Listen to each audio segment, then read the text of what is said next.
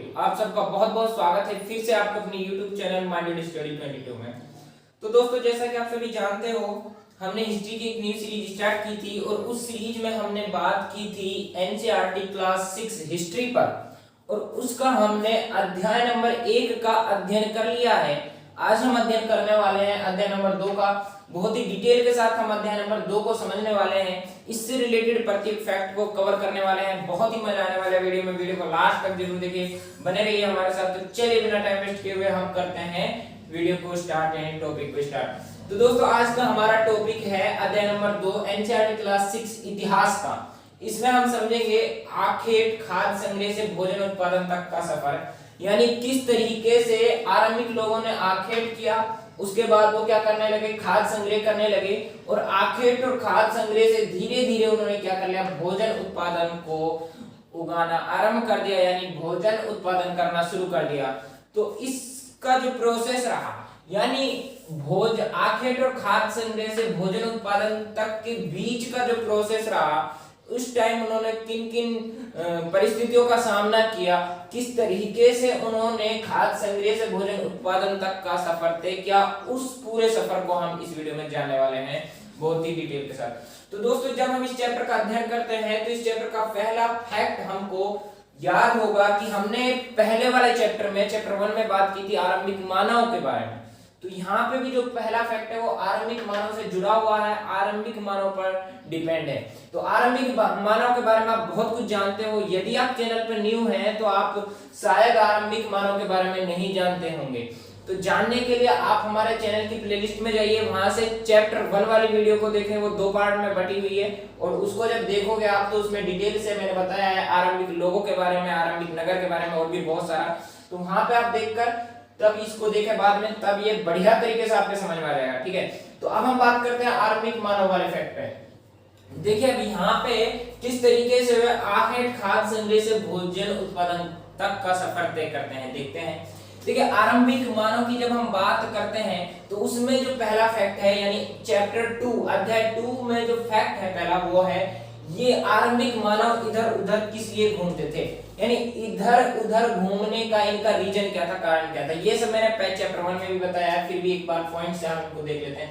देखिए मैंने बताया भोजन की तलाश में ये लोग आरंभिक लोग इधर उधर घूमते थे, उसके बाद वस्तुओं की तलाश में इधर उधर घूमते थे, ठीक है, जानवरों की तलाश में इधर उधर घूमते थे। आखेट के कारण भी ये लोग क्या करते थे, एक स्थान से दूसरे स्थान की यात्रा करते थे। ये सब इनके रीजन है घूमने के, एक स्थान से दूसरे स्थान की यात्रा करने, ये सब इनका क्या है, कारण है। उसके बाद मौसम की बात हम करें तो मौसम के कारण भी एक स्थान से दूसरे स्थान पर जाता था। प्राकृतिक आपदाओं के कारण भी आरंभिक लोग एक स्थान से दूसरे स्थान पर जाते थे, एक स्थान से दूसरे स्थान की यात्रा करते थे। अब तीसरे जो लास्ट है वो क्या है, स्थानों की खोज के चाह के कारण भी आरंभिक लोग एक स्थान से दूसरे स्थान पर जाते थे। तो ये सब आपको मैंने बहुत ही बढ़िया तरीके से खोल कर चैप्टर 1 में बता दिया था, तो आप सभी जानते हैं इनके बारे में। ठीक है, अब हम देखिए ये फैक्ट आपको क्लियर हो गया। उसके बाद हम करें आरंभिक मानव के बारे में जानकारी हमको कैसे मिलती है। तो जब चैप्टर का नाम था क्या कब कहां कैसे, पहले वाले चैप्टर की बात मैं कर रहा हूं, तो वहां पे जब मैंने कैसे यानी क्या कब कहां कैसे, तो कैसे वहां पे वर्ड आया, उसके को कैसे को मैंने एक्सप्लेन किया, उसके अकॉर्डिंग ये सब मैं आपको बता चुका हूं कि ये सब जानकारी आपको कैसे मिलती है, कहां से मिलती है, कब मिलती है। ठीक है, तो सब जानते हो आप, चैप्टर 1 में ये हमने कवर कर लिया था। देखिए खुदाई के कारण भी हम आरंभिक मानव के बारे में जानकारी हासिल करते हैं, हड्डियों के कारण भी हम आरंभिक मानव के बारे में जानकारी हासिल करते हैं, वस्तुओं के कारण, ठीक है, वस्तुओं के अवशेष के कारण, पांडुलिपियों के कारण, अभिलेखों के कारण, ये सब आप सभी जानते हो। ठीक है, ये हमने पहले वाले चैप्टर 1 में ही ये बढ़िया तरीके से समझ लिए थे। अब यहाँ पे समझिए, देखिए रहने की जगह निर्धारित करना, ये भी मैं आपको बता दिया था। चैप्टर 1 में मैंने आपको बताया रहने की जगह वो किस तरीके से निर्धारित करते थे। देखिए यहाँ पे इसको आप यहाँ से भी कुछ फैक्ट्स उठा सकते हो। अब देखिए कैसे, मतलब वो लोग जब आरंभिक जो मानव थे वो क्या, एक तो प्राकृतिक आपदाओं की वजह से अपने रहने का स्थान निर्धारित करते थे, अपने रहने के स्थान या अपने जो उनके आसपास का जो क्षेत्र था उसके आसपास के क्षेत्र में किस तरह की वस्तु उपलब्ध हैं या आवश्यकतापूर्ण वस्तु उनकी उपलब्ध है या नहीं, इन सब चीजों को देखकर वो अपने लिए रहने की जगह निर्धारित करते थे। ठीक है, प्राकृतिक आपदाओं को देखते हुए, मौसम को देखते हुए, ठीक है, आखेट को देखते हुए, ये सब यहाँ पे आ जाएगा। देखिए ये इन तीनों पॉइंट्स के बारे में आप चैप्टर 1 में डिटेल से समझ चुके हो। मैंने आपको पहले ही बता दिया, यहाँ पे आपको समझने की जरूरत नहीं है क्योंकि आप पहले से ही इनके बारे में जानते हो। यदि आपने चैप्टर 1 वाली वीडियो मेरी देखी है तो इन वाले फैक्ट्स में आपको कोई भी दिक्कत नहीं आएगी। तो अब देखिए यहाँ पे जो इंपॉर्टेंट फैक्ट है, यहाँ पे जो हमने उस वाले चैप्टर में नहीं पढ़ा, जो नया है इसको समझे। देखिए कॉम्पिटिटिव एग्जाम की दृष्टि से भी इंपॉर्टेंट है। क्या है? देखिए आग की खोज, आग की खोज के बारे में हम जानेंगे। तो देखिए पहले इन्होंने क्या किया, आखिर क्या खाद्य संग्रह किया। अब उसी बीच आता है आग की खोज, और आग की खोज से इन्होंने क्या किया, भोजन को भूनना स्टार्ट किया, आग को भी और बहुत सारे कामों में यूज किया। उसके बाद धीरे धीरे इनको जानकारी मिलती गई, बहुत सारे इन्होंने जानवरों के बारे में जानकारी हासिल की होगी या फिर आसपास के क्षेत्र के बारे में जानकारी हासिल की होगी, ठीक है। तो फसलों के बारे में जानकारी जैसे जैसे इनको मिलती गई तो इन्होंने क्या किया, उत्पादन को आरंभ करना शुरू कर दिया होगा। अब देखिए यहाँ पे आग की खोज के बारे में समझे। आग की खोज के जो अवशेष हैं वो हमको कैसे मिलते हैं? सबसे पहले देखिए कुरनूल की गुफा, आप जानते हो कुरनूल की गुफा के बारे में आप सबसे पहले जानने की जरूरत है। यहाँ पे इस वाली गुफा में, कुरनूल की गुफा में राख के अवशेष मिले हैं। किसके अवशेष मिले हैं? राख के अवशेष मिले हैं। और राख के अवशेष मिलने की वजह से ही हम इमेजिन कर सकते हैं या सोच विचार कर सकते हैं, और ये चीज साबित भी हो जाती है कि जहां पे आरंभिक टाइम में यानी कुछ हजार साल पहले क्या मिल रहे हैं, राख के अवशेष मिल रहे हैं। तो इसका सीधा सा मतलब है कि वहां पे आग का यूज हुआ है, आग का प्रयोग हुआ है, ठीक है। तो कुरनूल की गुफा में हमको राख के अवशेष मिलते हैं। अब ये कुरनूल की गुफा होती कहाँ है, यानी कुछ क्षेत्र में पड़ रही है कुरनूल की गुफा। ये पड़ रही है, देखिए यहाँ पे आ जाएगा आपका तमिलनाडु, ठीक है, यहाँ पे केरल हो गया, तो यहाँ पे आंध्र प्रदेश, तेलंगाना पड़ रहा है। तो ये आंध्र प्रदेश में पड़ रही है कुरनूल की गुफा। नोट कर ले, बहुत इंपॉर्टेंट फैक्ट है, बहुत इंपॉर्टेंट फैक्ट है। देखिए कुरनूल की गुफा में हमको मिले हैं राख के अवशेष, और यहीं से ही हमको आग की खोज के बारे में जानकारी मिलती है कई हजार वर्ष पूर्व। अब देखिए पुरा स्थल नाम का यूज हुआ था उस वाली बुक में, एनसीईआरटी में। तो पुरा स्थल होता क्या है? पुरा स्थल जहां पे प्राचीन वस्तुओं के अवशेष मिले हो या फिर प्राचीन वस्तुओं के बारे में हमको जानकारी मिली हो, तो उस तरह के स्थल को, उस स्थान को ही नाम दे दिया जाता है पुरा स्थल। देखिए पुरा यानी प्राचीन, स्थल मिले ऐसे स्थान जहां पे प्राचीन टाइम की कोई भी वस्तु या प्राचीन काल के बारे में कोई भी जानकारी हमको मिलती है, उस स्थान को नाम दे दिया जाता है पुरा स्थल, ठीक है। तो पुरा स्थल के बारे में भी आप जान चुके हो। कुरनूल की गुफा में हमको राख के अवशेष मिलते हैं, यहाँ से आग की खोज के बारे में जानकारी मिलती है। अब यहाँ पे इमेजिन कीजिए कि उस टाइम लोगों ने जब आग की खोज हुई, उस टाइम लोगों ने आग का प्रयोग किस लिए किया होगा? मान लीजिए आज हम आग का यूज बहुत चीजों के लिए करते हैं, ठीक है, एक तरीके से मांस भूनने के लिए, खाना बनाने के लिए, और भी बहुत सारी चीजें हैं जिनका यूज हम करते हैं, आग का यूज करते हैं जिनके लिए, ठीक है। तो उस टाइम लोगों ने आग का यूज किस लिए किया होगा? यहाँ पे सोचो। देखिए उन लोगों ने क्या किया, जब आग का आविष्कार हुआ यानी आग की खोज के बारे में जानकारी हमको मिली, तो उन लोगों ने प्रकाश के लिए भी आग का यूज किया, ठीक है। किसके लिए? प्रकाश के लिए भी आग का यूज किया।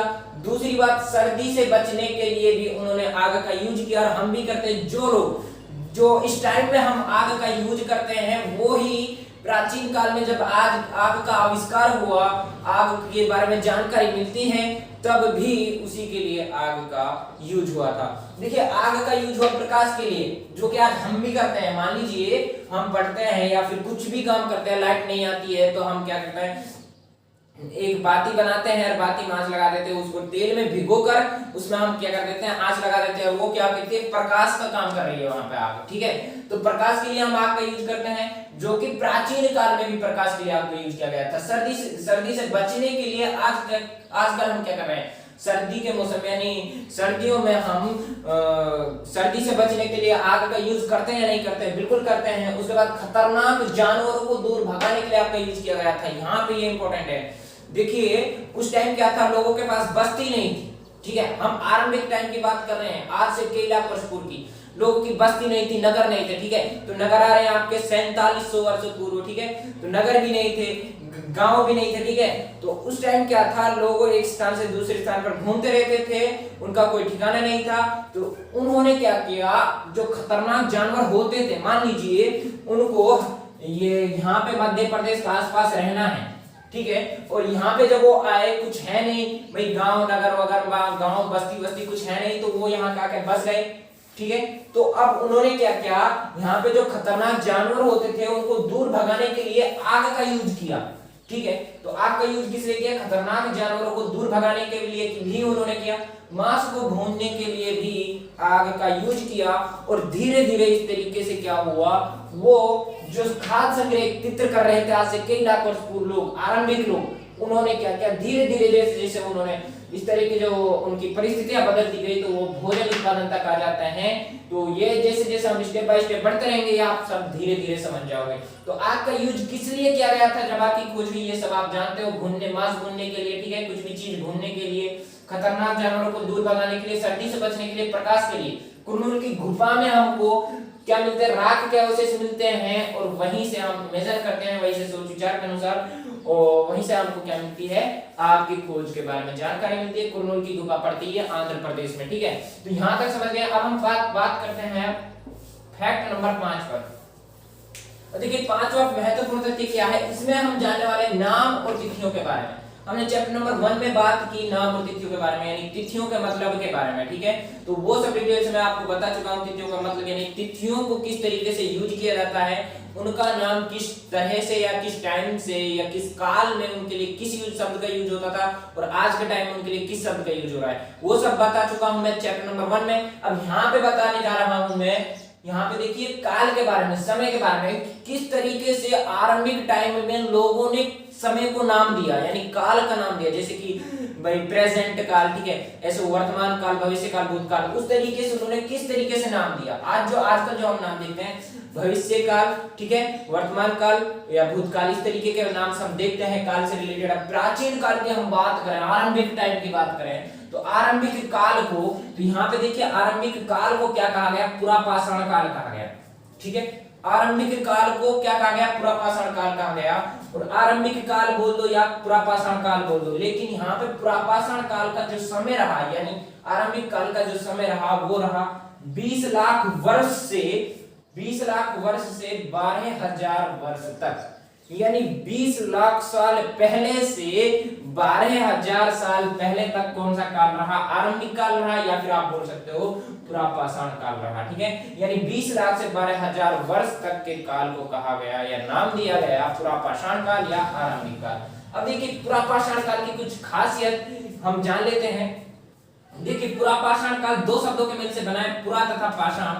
पुरा का अर्थ है प्राचीन, पाषाण का अर्थ है पत्थर। तो इसमें क्या था, पत्थरों के, औजारों के अवशेषों के मिलने के कारण, यानी हम बात कर रहे हैं कई लाख वर्ष पूर्व, यानी 20 लाख वर्ष से 12,000 तक के काल के बारे में। तो इस काल में क्या हुआ, पत्थरों के औजार बनाए जाते थे, उनका यूज किया जाता था, ठीक है। मान लीजिए जानवर का शिकार आखेट करते थे और उसका मांस भूनते थे, तो मांस भूनने से पहले उसका एक तरीके से खाल उतारने के लिए जरूरत होती थी। तो उस जब खाल उतारने के लिए जो औजार का हथियार यूज करते थे, वो किसका बना हुआ था, पत्थर का बना हुआ था। और भी बहुत सारी चीजें जो भी वहां पे देखने को आपको मिलती है, वो सब पत्थर से। आग की खोज किससे, पत्थर से, यानी ज्यादातर जो भी औजार हमको मिलते हैं वो पत्थर से मिलते हैं, पत्थर से रिलेटेड मिलते हैं। तो इससे हम कह सकते हैं, इसलिए इसका नाम दे दिया गया पुरापाषाण काल।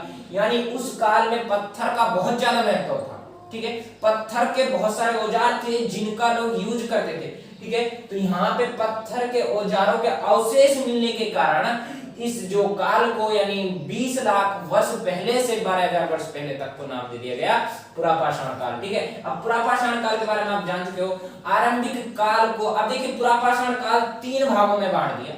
अब देखिए, या आरंभिक काल बोल दो या बोल दो पुरापाषाण काल, और उन्होंने पुरापाषाण काल को भी 3 भागों में बांट दिया। जैसे हो गया आरंभिक पुरापाषाण काल, ठीक है, उसके बाद हो गया मध्य पुरापाषाण काल, और उसके बाद हो गया उत्तर पुरापाषाण काल। तो इस तरीके से उन्होंने पुरापाषाण काल को 3 भागों में बांट दिया, ठीक है। तो एक जो वर्ड, यानी काल को उन्होंने कितने भागों में बांटा, काल को 3 भागों में बांटा। एक हो गया पुरापाषाण काल, दूसरा हो गया मध्य पाषाण काल। अब उन्होंने पुरापाषाण काल को भी 3 भागों में बांट दिया, ठीक है। नाम दे रहे हैं वो जिस तरीके से हम आजकल देते हैं, जैसे कि भूतकाल, भविष्य काल, ठीक है, इस तरीके से। तो अब यहाँ पे देखिए मध्य पाषाण काल की हम बात करें तो इसका समय रहा है 12,000 वर्ष पहले से 10,000 वर्ष पहले तक का।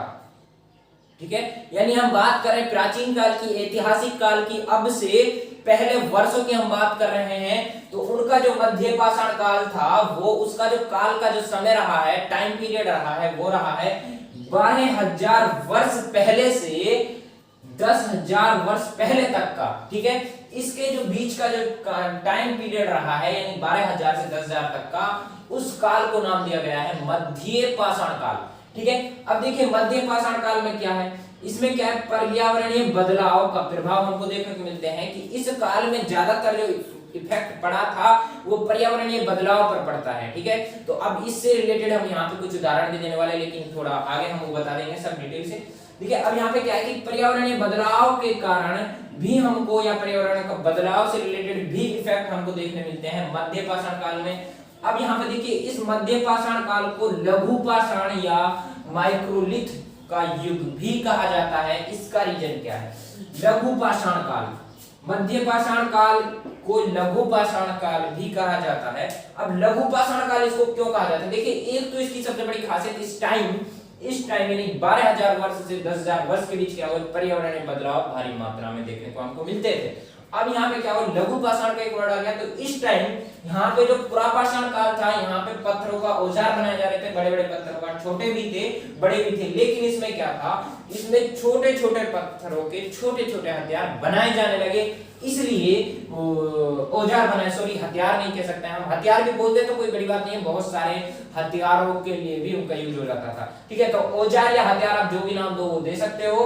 तो लघु पाषाण काल में यानी मध्य पाषाण काल में लघु यानी लघु छोटे छोटे पाषाण यानी पत्थरों का यूज होता था, और इसीलिए इस मध्य पाषाण काल को, इस टाइम पीरियड को लघु पाषाण काल भी कहा जाता है। ठीक है, यहाँ तक अब दो जो एक आप समझ चुके हो पुरापाषाण काल, एक समझ चुके हो मध्य पाषाण काल, जो अंतिम है वो है नवपाषाण युग। ठीक है, तो इन तीन भागों में बांटा था टाइम को यानी काल को, समय को। एक हो गया नवपाषाण काल या नवपाषाण युग आप बोल सकते हो। इसका जो टाइम पीरियड है वो है 10,000 वर्ष से अब तक का, 10,000 वर्ष पहले से अब तक का जो टाइम पीरियड रहा है उसको कहा जाता है नवपाषाण युग। ठीक है, तो अब ये तीनों के बारे में आप बढ़िया तरीके से समझ चुके हो, तिथियों के बारे में आप बढ़िया तरीके से समझ चुके हो, नाम यानी किस तिथि को किस नाम से जाना जाता था। यहाँ पे देखिए यानी देखिए अब 20 लाख वर्ष पहले से 12,000 वर्ष पहले तक की तिथि को या टाइम पीरियड को या समय को किस नाम से जाना जाता था, पुरापाषाण काल के नाम से। अब 12,000 पहले से 10,000 पहले तक के काल को जाना जाता था मध्य पाषाण काल के नाम से। उसके बाद हो गया नवपाषाण काल यानी 10,000 पहले से 10,000 वर्ष पहले से अब तक के काल को नाम को जाना जाता है नवपाषाण युग के नाम से।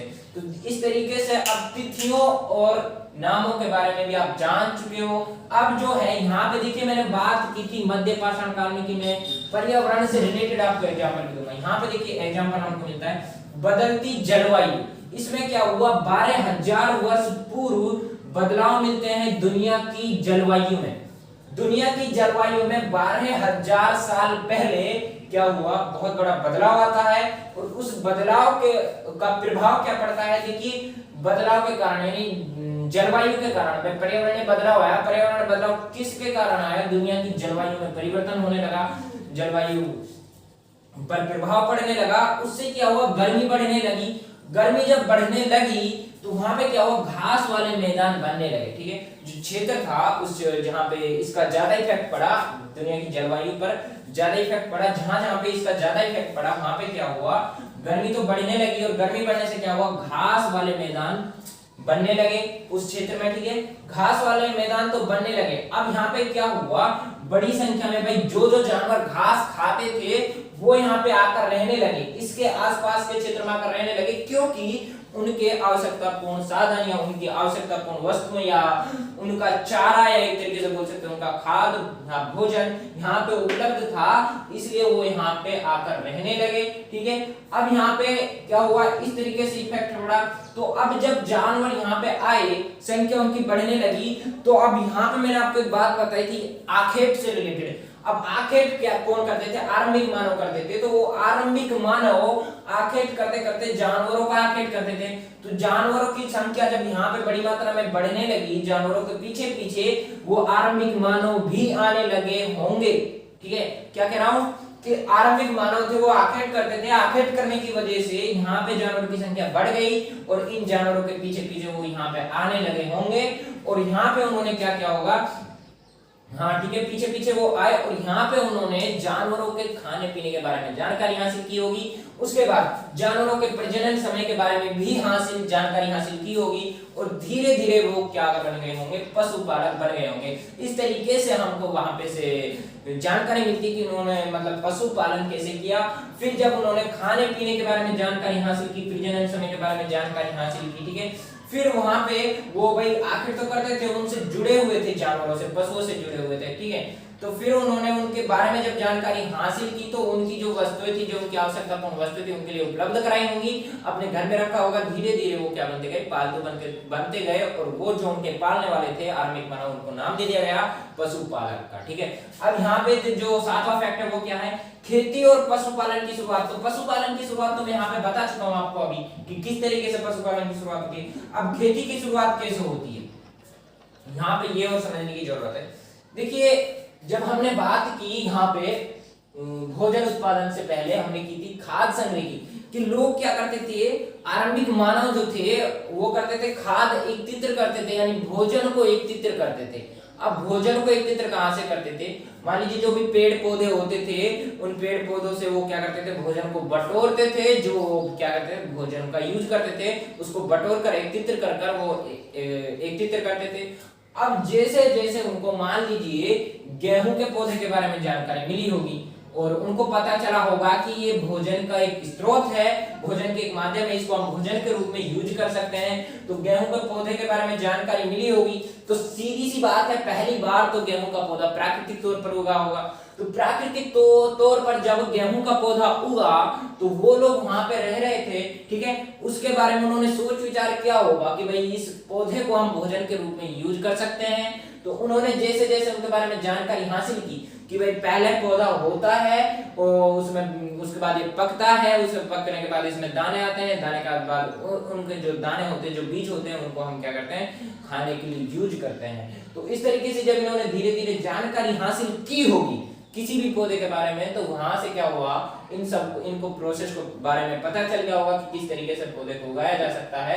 और जब उन्होंने इस बारे में जानकारी धीरे धीरे हासिल की तो वहां तक वो पहुंच चुके भोजन उत्पादन तक, मतलब अब वो उत्पादन करना शुरू कर दिए होंगे। तो इस तरीके से वो क्या बनेगी, जब उन्होंने पौधों को उगाना या उपजाना शुरू किया, आरंभ किया, तो वो बन गए क्या, कृषक बन गए, यानी खेती करने उन्होंने आरंभ कर दी। ठीक है, तो इस तरीके से आरंभिक मानव कृषक बने होंगे और पशुपालन भी इसी तरीके से करते होंगे। ठीक है, अब जो लास्ट है वो है बसने की प्रक्रिया। बसने की प्रक्रिया के बारे में हमको जानकारी मिलती है आज से 12,000 साल पहले। अब 12,000 साल पहले की बात करें तो हम मध्य पाषाण काल में हमको बसने की प्रक्रिया के बारे में जानकारी मिलती है। अब देखिए यहाँ पे इसको रिलेट करना बड़ा आसान है, बस थोड़ी समझने वाली बात है कि ये जो बसने की प्रक्रिया ये किस तरीके से मध्य पाषाण काल में आई, ये पूरा पाषाण काल में क्यों नहीं आई, ठीक है, नव पाषाण काल में क्यों नहीं आई। इसका रीजन देखिए, यहाँ पे आप समझे, मैंने बोला कि जलवायु में बहुत सारा बदलाव आया, जलवायु में बदलाव आने के कारण, बदलती जलवायु के कारण इफेक्ट पड़ा वहां के टेम्परेचर, वहां के तापमान पर। तापमान की वजह से क्या हुई, गर्मी बढ़ने लगी, घास वाले मैदान बनने लगे, घास वाले मैदान बनने लगे तो यहाँ पे जानवरों की संख्या बढ़ने लगी। उस टाइम पे लोग आखेट करते थे, आखेट करने की वजह से यहाँ पे जब जानवरों की जनसंख्या बढ़ी तो वो इस जानवरों की, यानी इसके आसपास के क्षेत्र के, घास वाले मैदान के आसपास के क्षेत्र में रह रहे होंगे और वहां से वे धीरे धीरे क्या कर रहे होंगे, इनके बारे में जानकारी हासिल कर रहे होंगे। उन्होंने जानवरों को आखेट करना शुरू किया होगा और यहाँ पे संख्या बढ़ी, उनकी जो आवश्यकतापूर्ण वस्तुएं थी यहाँ पे उपलब्ध होने लगी, मिलने लगी उनको, तो वहां पे उन्होंने क्या किया, बसना आरंभ किया हो गया, रुकना उनको रुकना शुरू किया होगा। ठीक है, तो जैसे जैसे वो धीरे यहाँ पे जम कर रहने लगे या रुक कर रहने लगे तो यहाँ से क्या हुआ, यानी वो बस कर रहने लगे, यहाँ पे वो उनका जो प्रोसेस था वो जम गया यहाँ पे, और यहीं से ही इस तरीके से क्या हुआ, बसने की प्रक्रिया का आरंभ होता है आज से 12,000 साल पहले मध्य पाषाण काल में। इसका रीजन यही है। तो तो बचने की प्रक्रिया के बारे में भी आप जान चुके हो। तो दुनिया में सबसे पहली बार 12,000 वर्ष पूर्व बचने की प्रक्रिया आरंभ हुई थी। तो यहाँ तक हमने जो ये चैप्टर नंबर 2 है इसका अध्ययन कर लिया है। आशा करता हूँ कि बढ़िया तरीके से आपके समझ में आ गया होगा, इनसे रिलेटेड कंटेंट फैक्ट आपको समझ में आ गए होंगे। अब ये हमने बात की थी जो अध्याय 2 के पार्ट 1 पर। अब हम बात करेंगे नेक्स्ट वाली वीडियो में पार्ट 2 पर, और उसमें ये चैप्टर खत्म हो जाएगा, कंप्लीट हो जाएगा।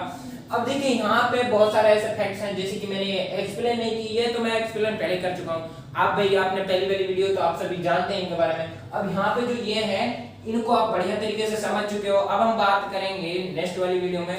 यदि आप हमारे चैनल पर न्यू हैं और आपको बढ़िया लगा है, समझ में आपके आ गया है, तो आप हमारे चैनल को सब्सक्राइब करें, बेल आइकन को जरूर हिट करें और कमेंट करना नहीं भूलिएगा। और दोस्तों आपके लिए मैं बता देता हूं, यदि आप जीके और करंट अफेयर से रिलेटेड वीडियोस देखना चाहते हैं तो वे वीडियोस हम डाल रहे हैं टेलीग्राम पर। तो टेलीग्राम पर हमारा एक चैनल बना हुआ है, उसका लिंक हम आपको इस वीडियो के डिस्क्रिप्शन में दे देंगे। वहां से आप हमारे चैनल को सब्सक्राइब कर सकते हो टेलीग्राम को, और वहां पे जीके एंड करंट अफेयर से रिलेटेड वीडियोस देख सकते हो। ठीक है, उसके बाद यदि हम बात करें बहुत सारे कॉम्पिटिटिव एग्जाम की, यदि आप तैयारी कर रहे हो, मान लीजिए किसी भी कॉम्पिटिटिव एग्जाम की तैयारी आप कर रहे हो, उनसे रिलेटेड जो भी इंपॉर्टेंट फैक्ट्स होते हैं, जीके करंट अफेयर्स और भी बहुत सारे, ठीक है, ऐतिहासिक दृष्टि से हम देखें, वैज्ञानिक दृष्टि से हम देखें, ठीक है, और भी पॉल साइंस राजनीति से रिलेटेड हम देखें, ज्योग्राफी से रिलेटेड हम देखें, तो उनसे रिलेटेड वीडियोज आपको मिलेंगी फेसबुक पेज पर। तो हमारा एक फेसबुक पेज भी है, यदि आपने फेसबुक पेज लाइक नहीं किया है तो उसको भी लाइक करें और फॉलो करें। उसका लिंक भी मैं इसी वीडियो के डिस्क्रिप्शन में दे दूंगा, आप वहां पे जाके हमारी अन्य वीडियोज को देख सकते हो। और यूट्यूब पे तो मैं आपको स्टेप बाय स्टेप दे ही रहा हूँ, बहुत डिटेल से समझा रहा हूँ।